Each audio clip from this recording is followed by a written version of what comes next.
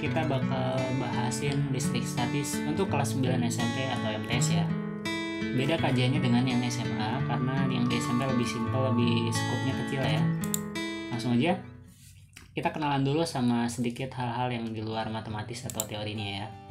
Intinya listrik statis itu listrik yang mengalir tapi tidak kontinu ya. Jadi dia cuma muatan listrik yang pindah aja pada suatu benda.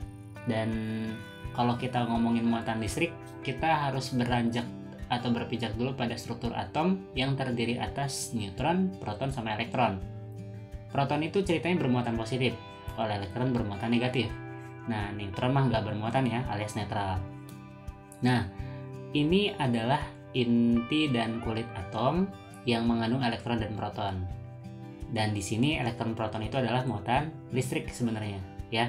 Dan pada dasarnya kalau kita ngomongin bukan atom tapi ngomonginnya benda, maka kalau jumlah proton sama elektron dalam suatu benda itu sama, maka benda disebut dalam keadaan netral. Kalau dalam suatu benda jumlah protonnya lebih banyak daripada elektron, maka benda dikatakan positif. Dan di sini maksud benda positif itu bukan berarti isinya proton semua ya, tapi sekali lagi jumlah protonnya alias muatan positifnya lebih banyak daripada muatan negatifnya. Dan sebaliknya, kalau elektron yang lebih banyak, maka benda cenderung atau kita katakan sebagai benda negatif. Nah, balik lagi ke muatan listrik. Muatan listrik itu yang tadi katanya ada yang muatan positif dan muatan negatif, proton dan elektron. Itu sifatnya bakal tolak-menolak nih kalau ketemuan atau deketan sesamanya.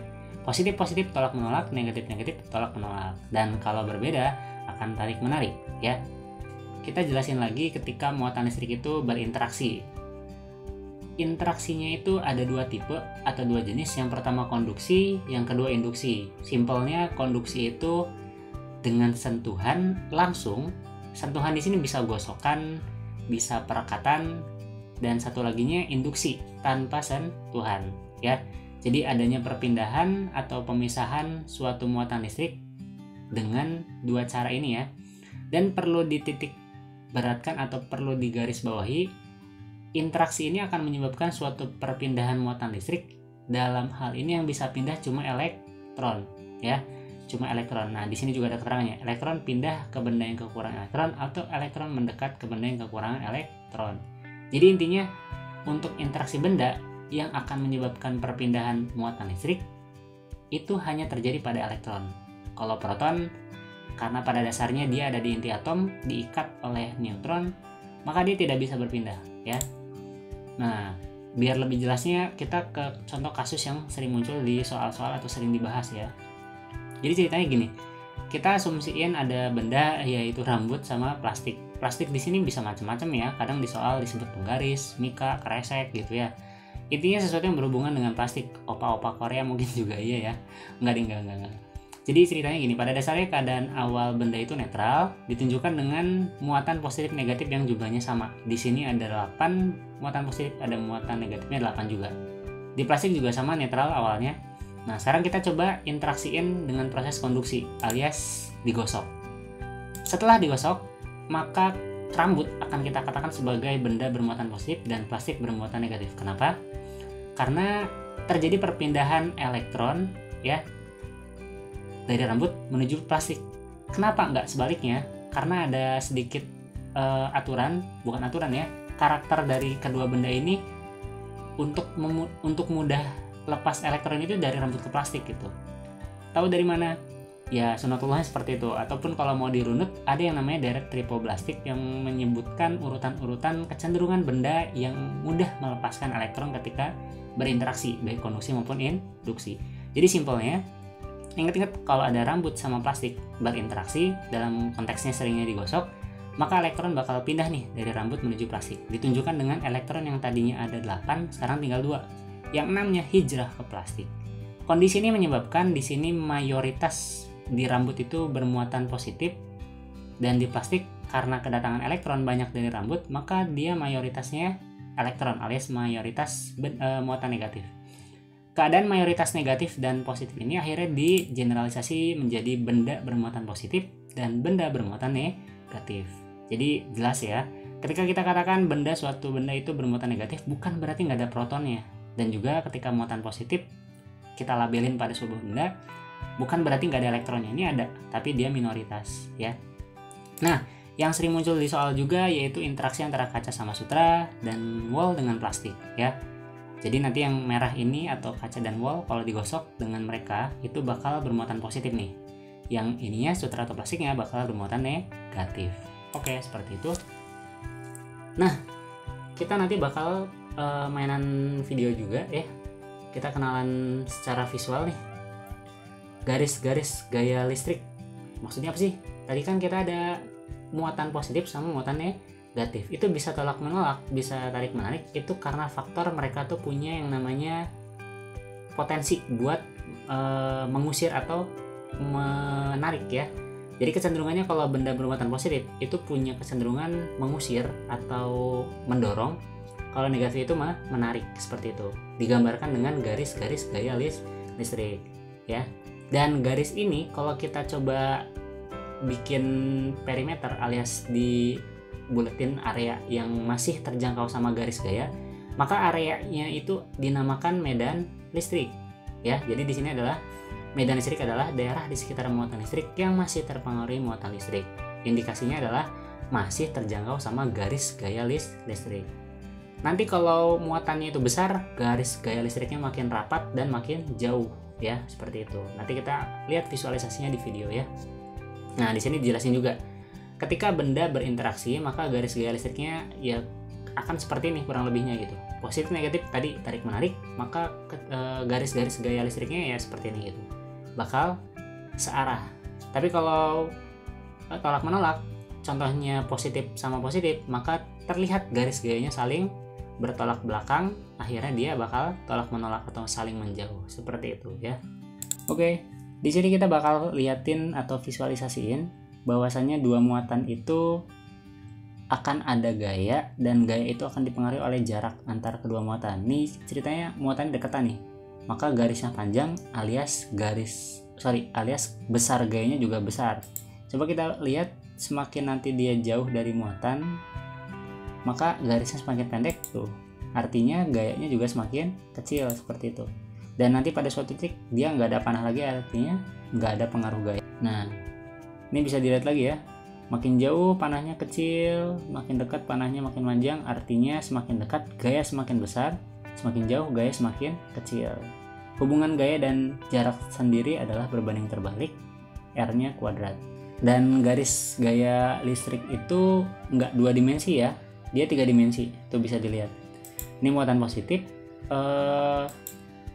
arahnya keluar alias mendorong dan ke segala arah. Muatan negatifnya bisa dilihat juga, dia kecenderungannya adalah menarik, maka arah panahnya menuju si muatan itu, dan garis gayanya itu 3 dimensi, bukan 2 dimensi, ke segala arah juga sama. Lanjut, mulai serius nih. Biasanya kalau udah mainan angka, rumus, jadi rada-rada lebih serius ya. Jadi intinya di sini kita punya rumusan mengapa suatu muatan itu tadi tolak menolak dan tarik menarik. Dan kalau diperhatiin nanti ada perbedaan tolakan atau tarikan yang sifatnya kekuatan. Ada yang ketariknya lemah, ada yang ketariknya kuat. Ada yang ketolaknya kuat, ada yang ketolaknya lemah. Nah, itu faktor yang menyebabkannya adalah besar gaya kolomnya ya. Jadi kata Coulomb, katanya ada gaya listrik statis atau gaya Coulomb pada 2 atau lebih benda bermuatan listrik yang berinteraksi katanya. Di sini nilai gayanya bergantung pada besar muatan listrik, dilambangkan dengan Q antara benda satu dan benda lain misalkan, dan bergantung juga pada jarak antar muatannya ya, berbanding terbalik versi kuadrat. Nah, seperti apa cara makainya? Kita coba contoh soal aja. Pertama, soal yang lebih simpel dulu ya. Ada 2 muatan A dan B, ada 2 benda A dan B, masing-masing bermuatan listrik yang keterangan seperti ini. A itu min 5, B-nya 5. Dia minta gaya kolom yang dialami benda A. FYI ya, gaya kolom yang terjadi pada benda A itu sama aja dengan gaya kolom yang terjadi pada benda B. Karena apa? Hukum kolom ini mengatur tentang interaksi. Interaksi itu berarti akan sama satu sama lain, yaitu gayanya akan sama satu sama lain seperti itu. Dan kalau kita jeli, ini muatan negatif, ini muatan positif, maka akan terjadi tarik menarik. Dalam konteks ini gayanya akan saling menarik ya, karena bendanya bermuatan berbeda. Jadi kalau kita masukin ke rumus ini dengan nilai K-nya itu katanya 9 kali 10 pangkat 9 yaitu konstanta, kita kopas angka-angkanya, dan FII di sini ada 10 pangkat min 6. Loh, ini kan 5. Kenapa jadi 5 kali 10 pangkat min 6? Karena satuan dari muatan listrik itu harus dibuat standar, yaitu Coulomb alias C ya. Kalau di soal ini masih mikrocoulomb, kita ganti mikronya dengan 10 pangkat min 6. Bukan ganti sebenarnya, dikonversi menjadi Coulomb. Yang tadinya mikro jadi Coulomb.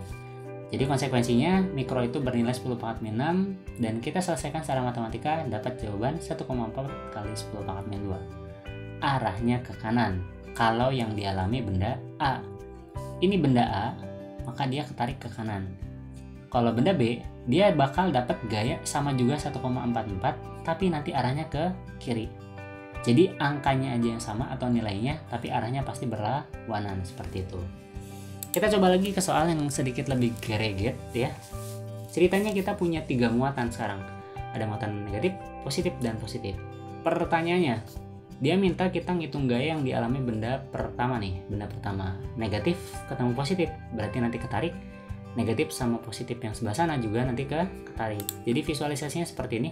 Dia kena 2 gaya sebab dari benda kedua sama benda ketiga. Biasa aja kita hitung pakai hukum Coulomb ini, satu-satu gayanya.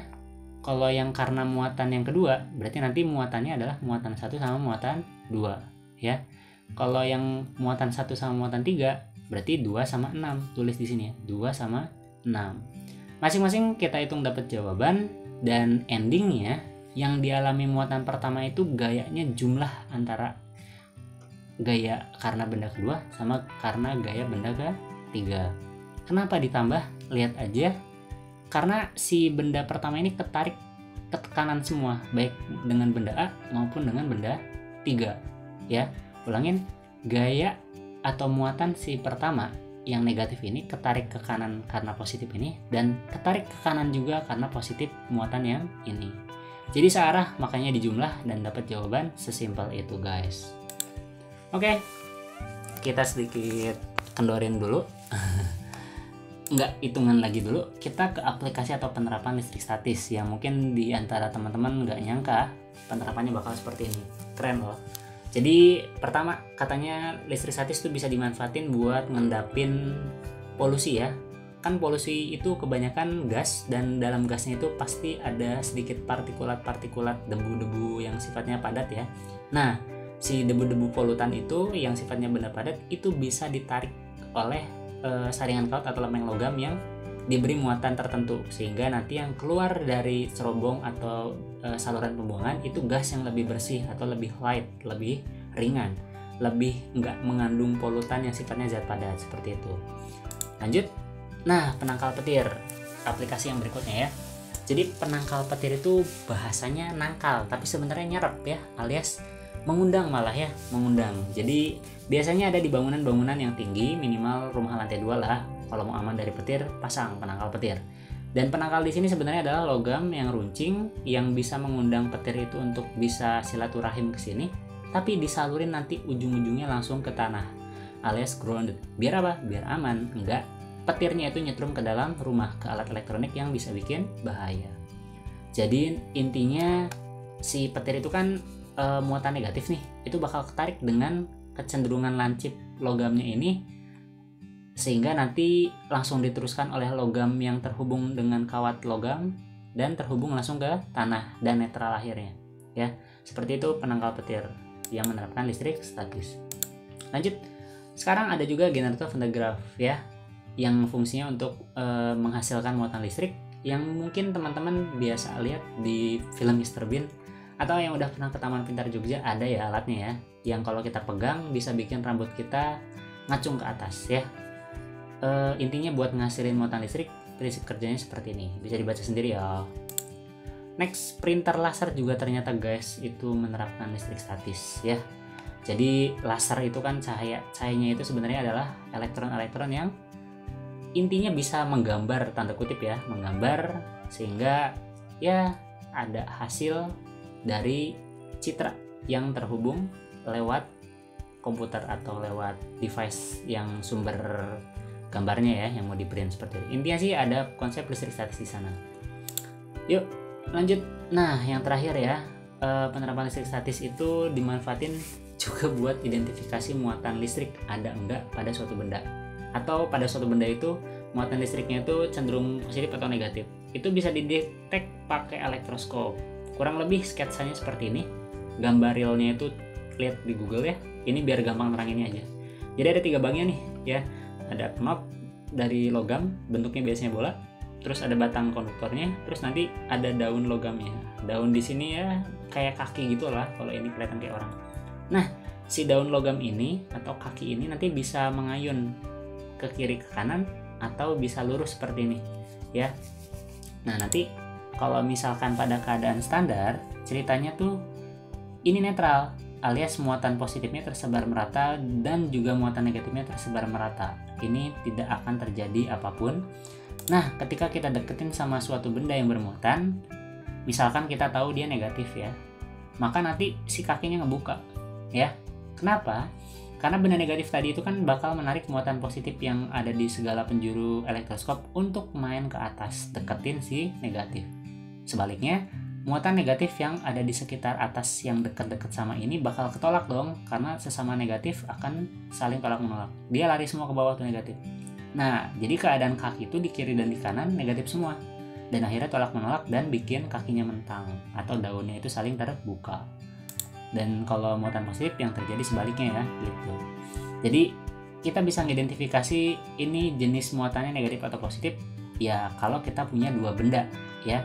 Kalau punya satu benda kita cuma bisa detect benda itu bermuatan tertentu, tapi kita belum bisa tahu. Tapi kalau kita punya 2, maka kita bisa sedikit ya akhirnya tahu, oh ini ternyata negatif, oh itu ternyata positif, seperti itu ya. Intinya buat ngedetek suatu benda itu udah bermuatan atau masih netral, gunanya elektroskop. Oke, seperti itu aja. Terima kasih. Kalau memang di sebelah kanan masih merah, tolong dipadamkan alias di subscribe. Dan kalau bisa komen-komen buat nanya-nanya ataupun buat ya ngasih saran, biar nanti kedepannya kita kontennya bakal bahas lebih baik. Terima kasih. Selanjutnya nantikan listrik dinamis dibahasin ya. Assalamualaikum warahmatullahi wabarakatuh.